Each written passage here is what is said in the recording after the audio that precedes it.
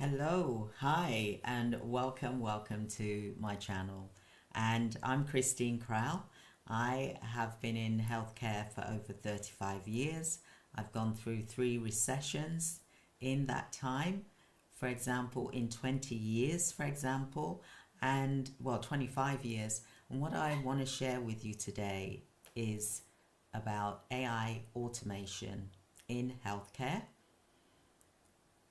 why I say yes to AI, but also why I currently say no to robots.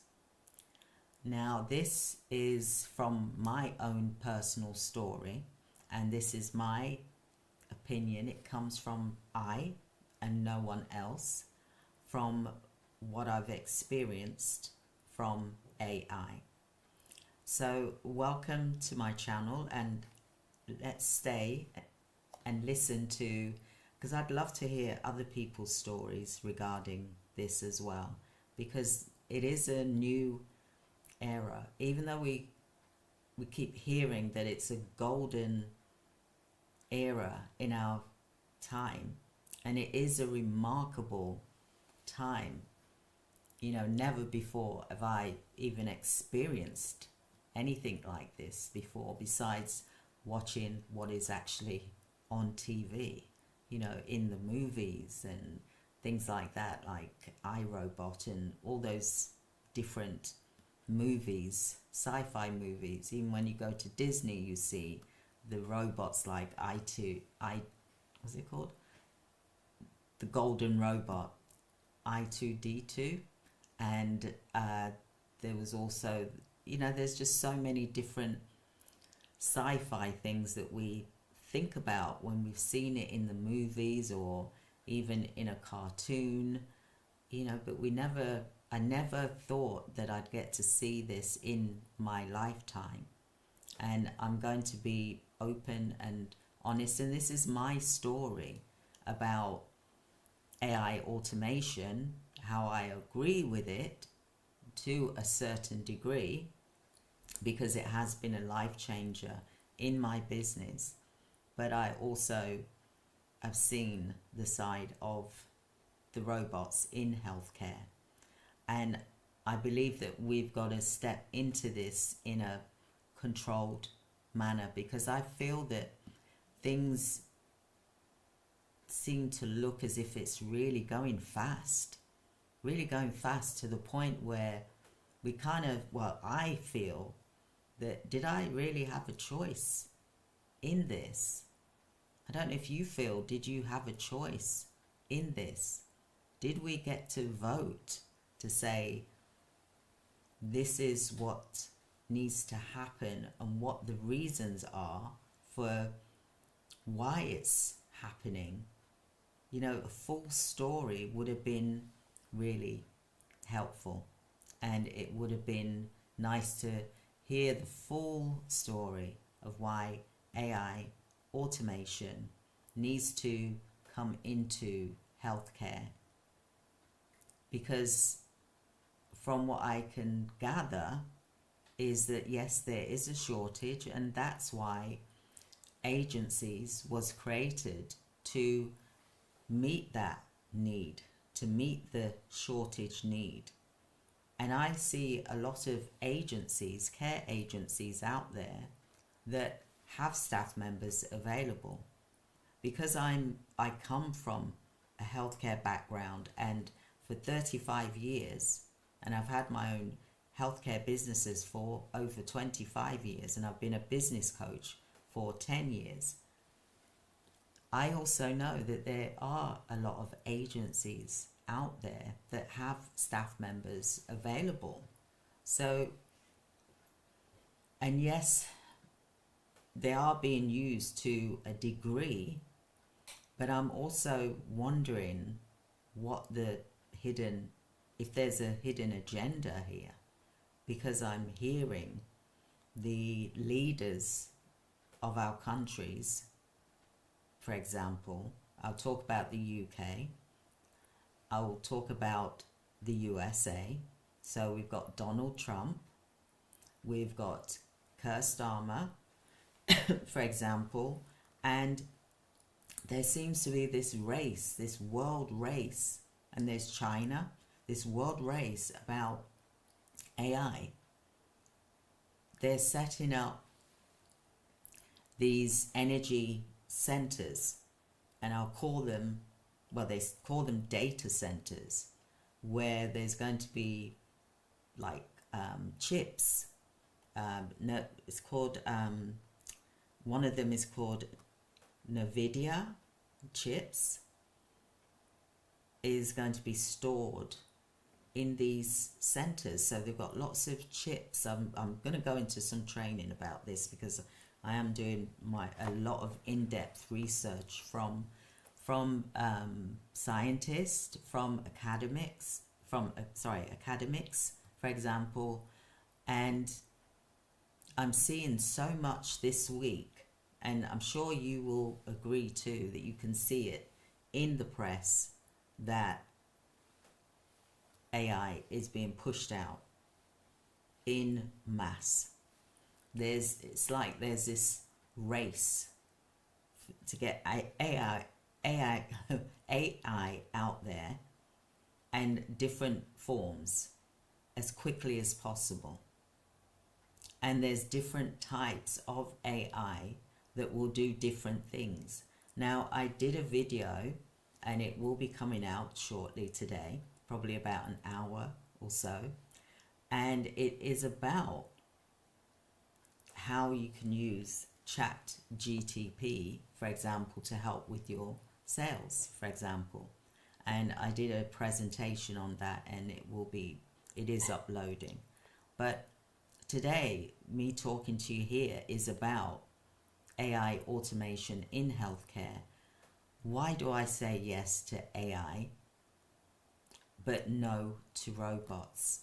And I'm going to give you a few reasons why. And this is my own personal story. This is my story. Why I say yes to AI but no to robots in healthcare, I'm referring to. So AI automation, it is transforming healthcare at rapid speed. And I'm here to say that yes, it is an incredible potential, but no to replacing the human touch. You can't beat the human touch, the human's voice. And with robots, it can't be replaced entirely. I don't believe it will be replaced entirely. So I'm going to share some of my deep concerns, but also my personal story, because you need to hear the reason why I feel this way. And I don't know whether you have a personal story or whether you've come across this so far. So several years ago, and I've mentioned this in my previous videos as well, I traveled to the US in 2023 to visit my brother in hospital, my twin brother. He was terminal, and those moments were precious. But instead of finding comfort and connection, I encountered a cold, mechanical interaction, which was delivered, but not by the people itself. The people were, don't get me wrong, the people that worked in the hospital were absolutely brilliant. They were amazing. But the robots that I experienced, I didn't get a good experience from it, because there was no human interaction. Imagine there's a robot in the corner of a room where you've got your sick relative and you're sat there talking, and there's a robot who is being monitored by someone at a desk or a hub. And they can hear everything that you say, conversation-wise. They can see when you move. They can see everything. They even interfere because it's a human behind the monitor, robot monitor. They even interfere in your conversations. So there were times where it was inappropriate, and that's what kind of put me off of the robots, for example. So, like I said, I remember very, very vividly, even to this day, that a robot was wheeled into his room, and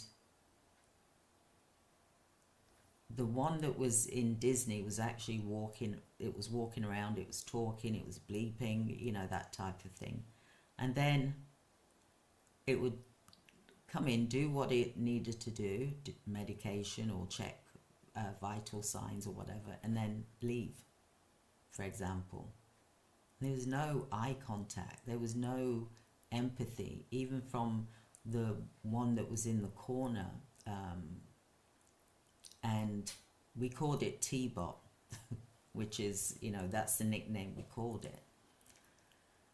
And it could be frustrating sometimes, and you feel quite helpless, wondering if this was the future of care. This was in 2023. So for me, I was like, I'd never seen this before, never. And I was like, is this the future of care?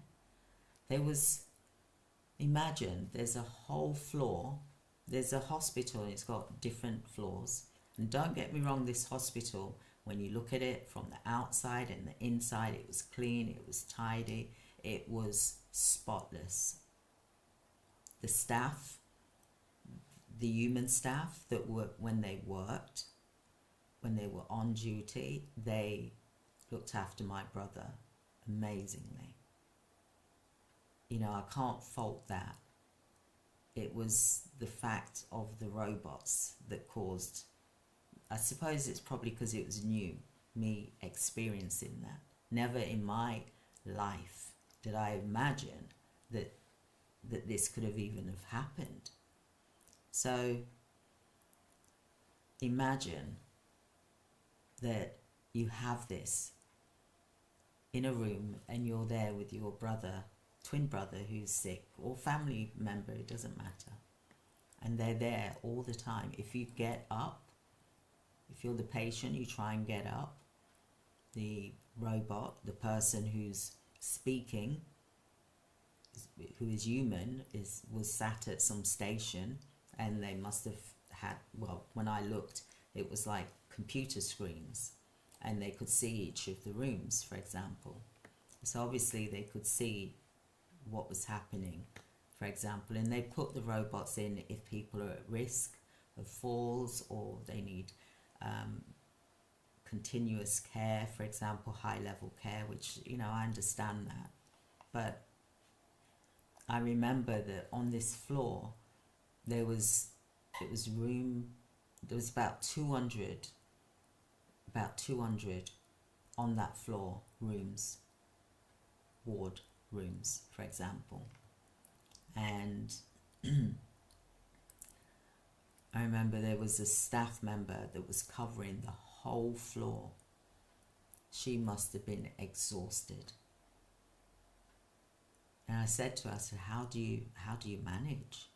You know, and it was getting to the point where the patients would lose their dignity because they couldn't get there on time, because there was too many patients and not enough healthcare workers. This is in America I'm talking about, but I know it's happening in a lot of places, for example. And I remember one of the care staff, I said to her, because I'd gone for lunch and then I came back, and I said, you're still here, you've been on for more than 12 hours. I said, do you ever go home?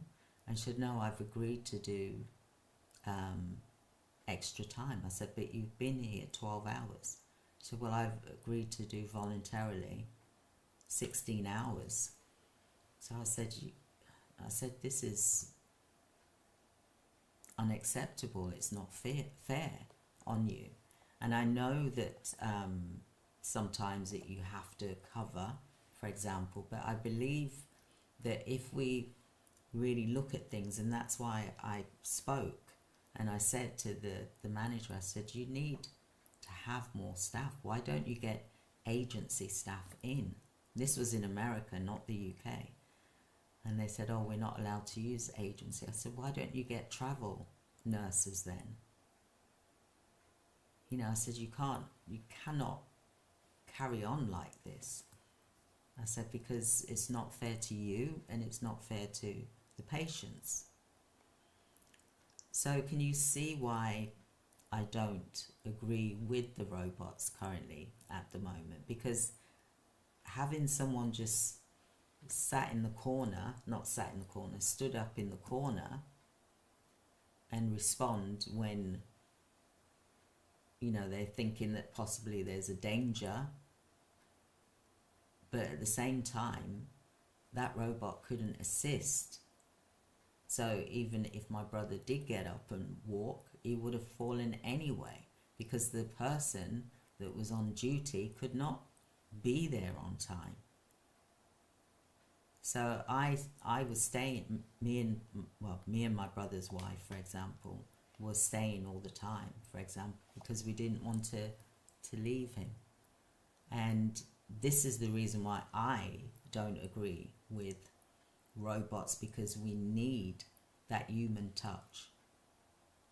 And we need the human touch to be sensitive and be compassionate, not be rushed off of their feet where they just swoop in and swoop back out again. We got to get this equilibrium back how it was. And I know that there's a shortage of staff. I know this already because there's always been a shortage of staff from when I had my care agencies many, many years ago. We always heard that story. There's a shortage. But I see plenty of agencies. I see them on a regular basis. I speak with them on a regular basis, and I know that they can provide staff. But because of the restraints and because of the cost, it is actually affecting the care delivery that is meant to be done. And I don't agree with that, because having robots, the cost for these data centers, and, you know, correct me if I'm wrong, you know, I'm just speaking from my own point of view, for example, but the cost of these data centers, how much electricity is this going to use? Is this going to be a case? I've got lots of questions.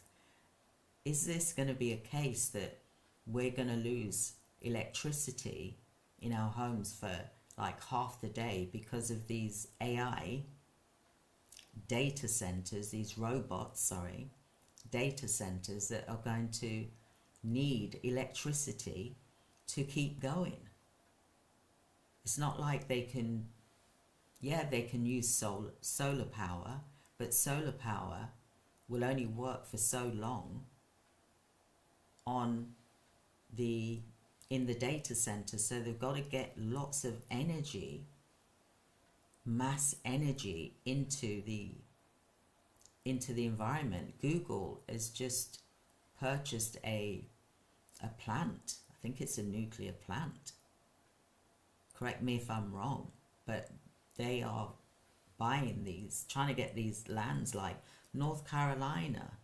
They've now, I believe it's North Carolina, you can quote me if I'm wrong, because I can't remember everything off the top of my head, because this is real, this is alive, and I'm talking to you real, not from a script. I'm speaking to you live.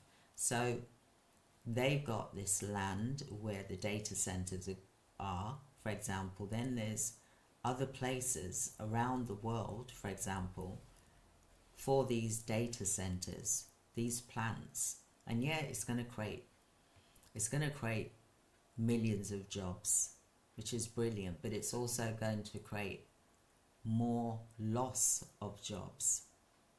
So 85 million, I believe, but it's going to create like 15 million jobs. So I don't know how this is going to pan out. I don't know how it's going to work, but I'm sure they must know what they're doing, because that's why they're in charge. They've been voted in, for example. So what is it that we can do to ensure that we are still providing compassionate care? And that is by humans being there. I would say if I was a worker in the hospitals, I would look at doing some additional training for obviously working with AI, but also with communication, leadership, putting information into AI, because this is another concern for me, is if you've got someone with a bad attitude, for example, and they're inputting data into the AI, they get that personality, don't they? So the personality could be biased, the personality can be aggressive, the personality can be too soft. You know, there's different personalities that's putting this information into the AI. And although I really do like the AI that I'm using, because it has helped me with time and also freedom, for example, and also speed for my clients, I'm enjoying that. But I don't agree with, at the moment, because of my own experience, I don't agree with the robots in the hospitals. I don't, because I've seen it for months and months and months. And what must those staff members feel working with the robots? Do you understand what I'm saying? Because I'd be feeling that you're replacing, you know, a lot of the team members, or we can't have agency in. But you need to have agency in. You need humans. You still need that. You can't cut back on that to have these robots come in and start trying to what? Deliver care? How is that possible? Please, somebody let me know, because I question that part.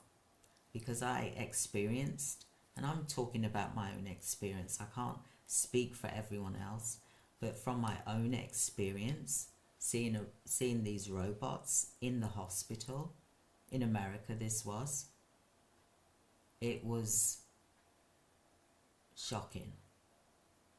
It was a sad time anyway, but I didn't need that extra annoyance from a robot who was in the corner.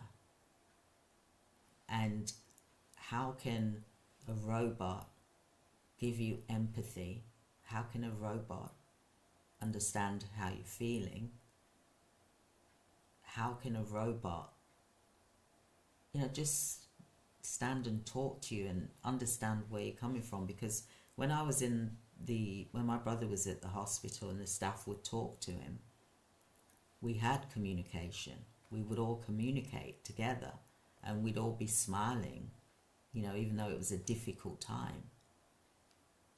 But then when that staff member left, and yes, of course, we were still there, but imagine if you're a patient by yourself, what would that feel like to you?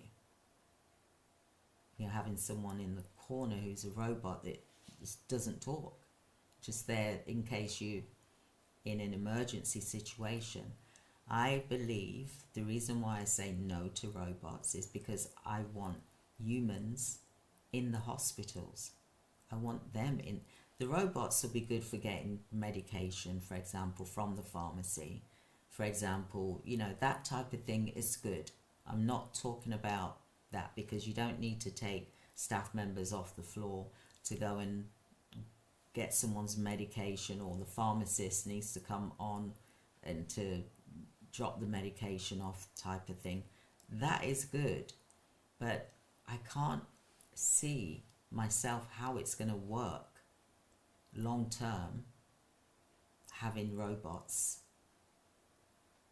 And that worries me, because what I experienced in America was one person, one carer, she was like dealing with the whole floor.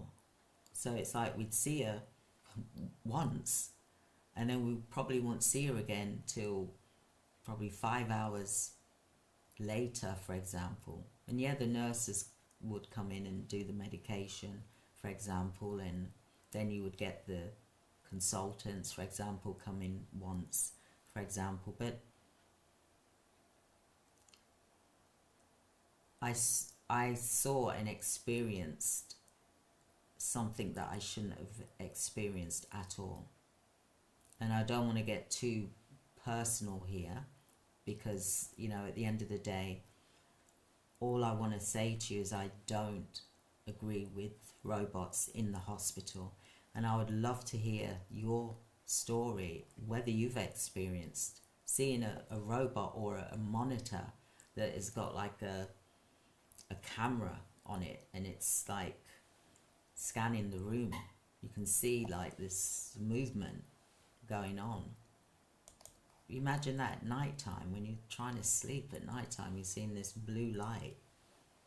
You know, it just makes you want to just switch them off, to tell you the truth. But I didn't know how to, so I couldn't, and I didn't want to get into trouble. So, but I'll carry on with this story, because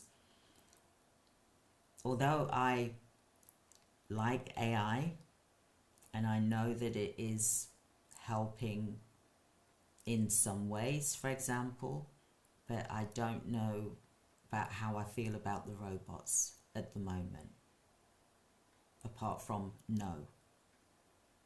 And that could be because of the experience I had, for example. But, you know, I believe that AI can help with, you know, the paperwork side of things, the manual repetitive tasks, for example. But I feel that with humans, we need to remain at the heart of healing, because that's how we get better. I believe that's how we heal. If we don't have, it's like when you're a mother and you look after your child, they feel happy. But if you just, you've got your child in the corner somewhere and you don't give it any attention, how is that healing, for example? And I know this is a revolution in healthcare, and I do, although I do stand behind certain things, but I don't stand by all of it. And I don't want us to get sidelined with what is this going to, what's the implications for having these data centers? What is it doing to the environment? What is it doing to us when we need the care, for example? You know, I'd love to hear your thoughts about it, because, like I said, my experience that I had with the robot in the hospital, the robots in the hospital, it did make me feel a certain way, and I still feel it today. But AI, yes, it has helped me considerably, but I know that that information has been inputted by humans, for example.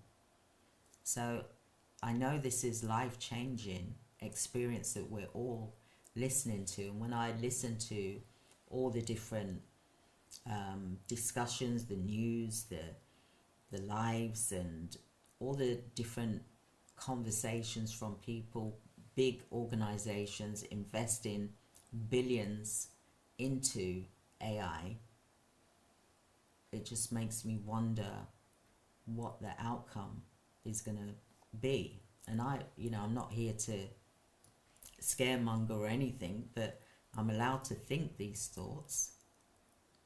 So I'd love to know what your comments are regarding the robots in the hospital. Do you think it's too soon? I do. And surely it's going to take 5 years at least to make sure that it's safe.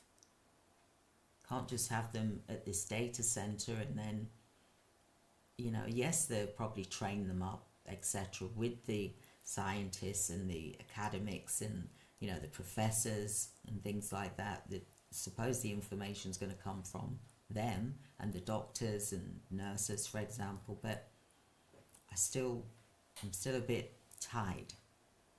So looking at streamlining, the robots or AI, they can actually do so much and do it fast, and I know that they can predict things, our illnesses, and they can prevent things from happening from what we've heard, for example.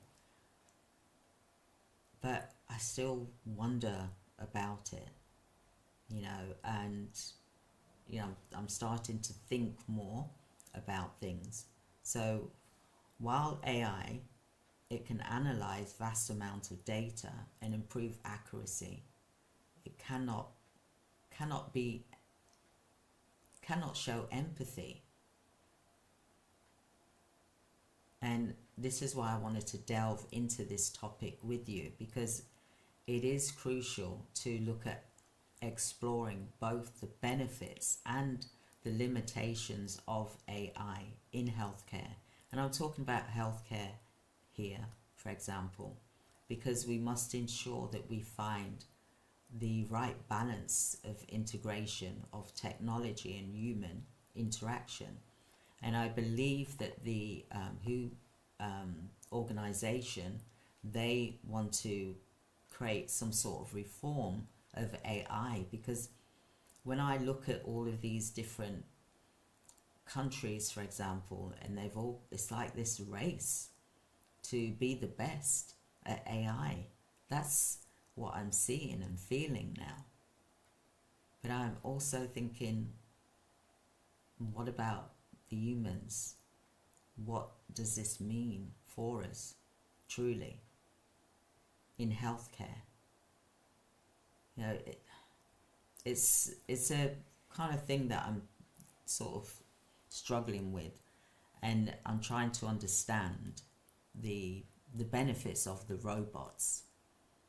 I know about the AI, and I know about the apps and how it can help with presentations and help us with this and that and the other.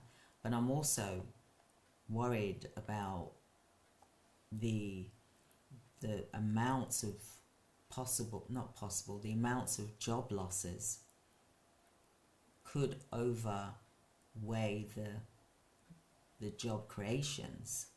That's another thing that I'm worried about. You probably would have seen my video that I did last night, for example. So I want to know why agencies aren't going in. They said, people were moaning, saying agencies were expensive, blah, blah, blah. But the ones I know, they're not expensive.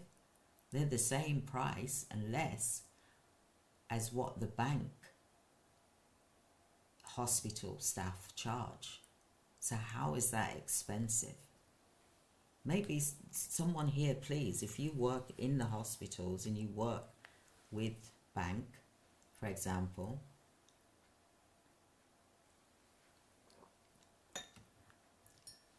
agencies, the ones I know, they're not charging loads of money. Some of them are charging £1.50 on top of the staff member's wage. They work on volume, and those are the big agencies that are doing that. So how is that making it that they're greedy when they're not? How much is this getting these robots?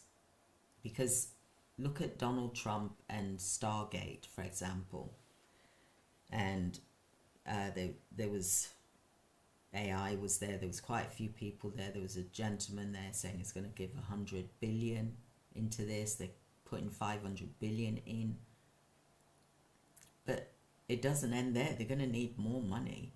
I mean, even Elon Musk is, well, he's got quite a few AI organizations, and he's huge anyway, as we all know. But you know, how long does this money last for? This 500 billion being put into America. I don't know what the cost is for what they're putting in, what the UK is putting in, you know, billions wise. What is that costing? And what is the overall cost going to be? Yes, okay, we're going to have these robots and it's going to supposedly be cost effective, but if we're having to use lots of energy, then what does that cost? It's the environment, it's our environment, our health. I don't know. I'm just trying to figure things out as I'm listening to these big organizations talk about this race, this space race, or whatever they call it, golden age, whatever they call it. These robots, they're not cheap. It's going to cost a lot of money. And that is something which I still am researching, what these costs are, for example. And with regards to the healthcare system, I know that it can improve the patient outcomes, and I'm happy for that, and operational efficiencies and the patient data swiftly, as far as from what we've been told, for example. But this leads to obviously a quicker diagnosis, which is really good. I'm so happy for that. Really am happy for that. And it's streamlining the administrative task and minimizing unnecessary tests. I understand that. And there's been some hospitals that are showing better patient management and reduced readmission rates, which is really good. I'm so happy for that. I'm pleased. And the radiology, Stanford University, they've demonstrated a remarkable accuracy in detecting diseases, and I'm happy about that, and showcasing the transformation potential of AI in modern healthcare settings. But my concern is the limitations of the AI in healthcare, because I'm a mother, I'm a grandmother, and I think about the future of my grandchildren, for example. So whilst AI offers significant benefits in healthcare, it can also present several challenges and limitations. So data privacy, security, sensitive patient information can be vulnerable to breaches if not properly protected with AI systems, because we've got this online cyber security where the bad actors are intercepting and grabbing information. So, and there's also the medical professions.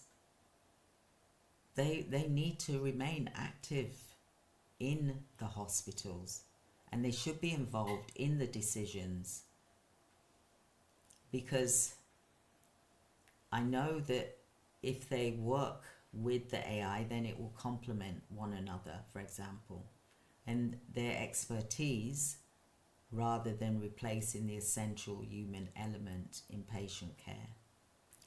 So there's also the human element. So in healthcare, the importance is human interaction. It cannot be understated at all.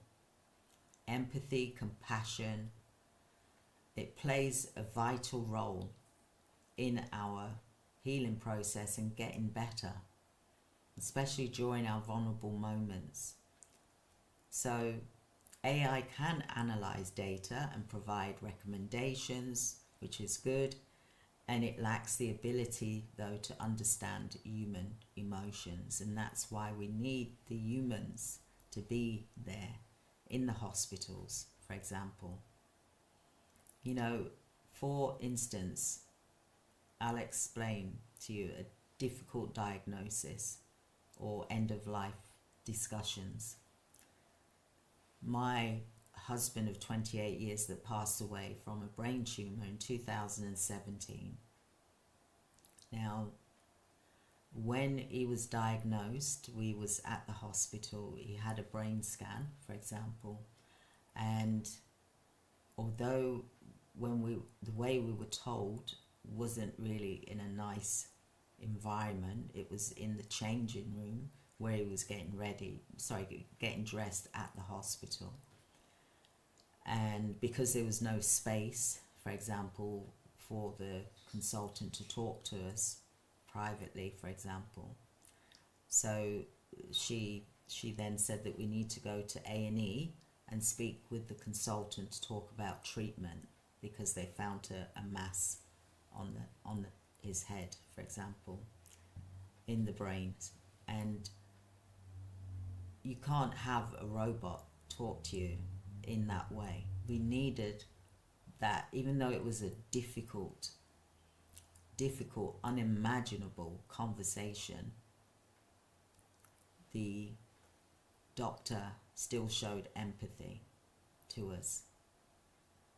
We felt that she gave the findings, but we still felt that she cared.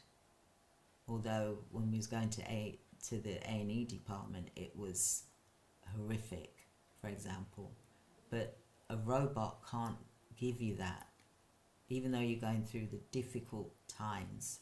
And we were, he was looked after with the Macmillan nurse, for example, and she showed empathy all the time, and the surgeons, etc. But a robot can't give you that. It can't. So it's impossible. I believe so anyway. So we still need humans. We still need the carers to be there in the hospital. We can't replace carers, just like we can't replace the nurses and we can't replace the doctors, because they all work in connection with one another to create that human touch and that understanding. And yeah, I know some can be a bit of a pain, but they're still human at the end of the day, and we don't know what they faced that day, for example. So we've got to strike a balance here. I believe that a balance needs to be struck, and I'm speaking from my own point of view. This is me speaking, not anyone else. And we've got to have AI in healthcare to really have a thoughtful approach to how this is going to be integrated in the hospital, because we cannot think that putting robots into a hospital is going to replace healthcare staff. It shouldn't be happening. I shouldn't even be saying this. I couldn't imagine that I would be sat here today saying this, but I know that I saw it in 2023 in America. And so what is the future here? We've got some remarkable developments, and it can't be ignored, for example.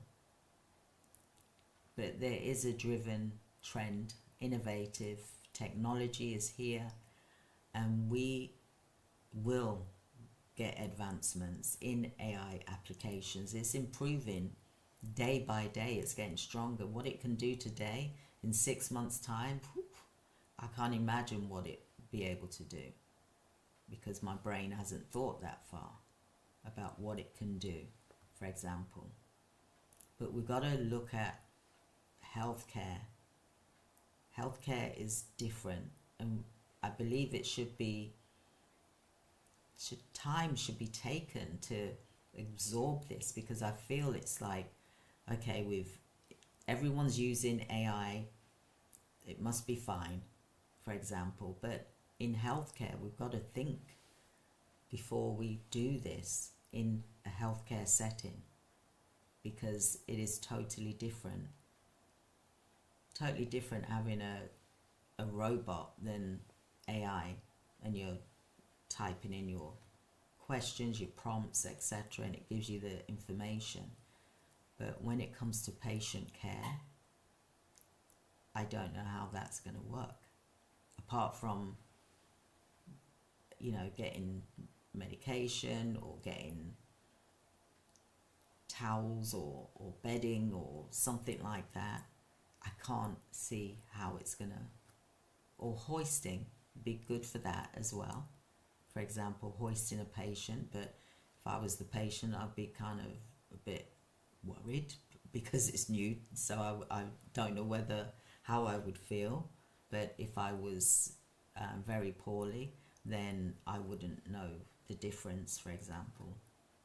But this is shaping the future. I know it is, and I pray that it's going to improve patient experiences more, and the accuracy and the personalized medicine. I just feel that it could present some limitations, such as data privacy concerns, and also, this has been mentioned, so it's not like I'm coming out of this brand new kind of thing, but the importance is the human involvement, and this should be paramount. It must continue. We must have empathy. We must have compassion, because robots can't provide that. We need it to heal. We need this to feel better. If we have something that ignores us as if we're nothing, then how are we going to feel with our healing process? I just want to know what your thoughts are on this. Have you seen a robot in the hospital? Have you experienced it yourself? Have you worked alongside of the robots in the hospital? Because I'd love to know what your thoughts are. Because, like I said, AI automation in my business, for example, as well as in my clients' business who deliver care, for example, it is good in that way, but I don't believe it's good in, healthcare, as in hospitals, for example. I struggle with that. So that's just my opinion. All right, I'd love to know what your thoughts are on it, and I'd love to know, are you currently working with robots at the moment? If so, how are you finding it? I pray that things have changed from how it was in 2023. I'm sure it probably has done. I could be wrong in what I'm saying. I'm just going from what I've seen and experienced in 2023, for example. But I'm also listening to the news, which I don't normally, but because this is important, I want to know what's going on, for example. So I'm listening to these investors that are going into AI in a big way, which is huge, very huge. I've never seen this before. I mean, if Wall Street are happy, wow. So that is me talking to you today about AI automation, which has really helped me in my business. I'm not going to say it hasn't, because it has, but I'm not sure about the robots. So that is a but for me. And I'd love to hear your story about whether you think that robots should be in hospitals. In whether it's private hospitals. If so, then what roles will they be doing? Because the human interaction is completely different. This helps you to get better, or even if you are terminal, it helps to have human interaction rather than a robot. And I know that they're looking at this because it's trying to help with staff shortages, but I also know that there's agencies out there that can provide staff at a rate of what they're actually paying the hospital staff. So I'm trying to weigh these things up. All right, so thank you so much for listening to me today and listening to my story about why AI automation, yes, I want that, but robots, no. So I hope that you found today helpful. And I've come on earlier than what I normally do because YouTube told me that this was the busiest time, for example, and I know it's Saturday, so you probably got a lot on that you're doing. But thank you for your likes. Thank you for your subscribing to the channel. I'm going to be covering more AI. There's going to be a video uploading probably in about 10 minutes, for example, about ChatGPT, and I did a presentation about that, so that's going to be uploaded for you to watch and see how you can prompt and use your wording and language, for example. There'll be another training again tomorrow as well, and I'll be going live as well tomorrow at 7 p.m. So have a wonderful day, everyone, and take care. Look after yourselves. Thank you. Bye.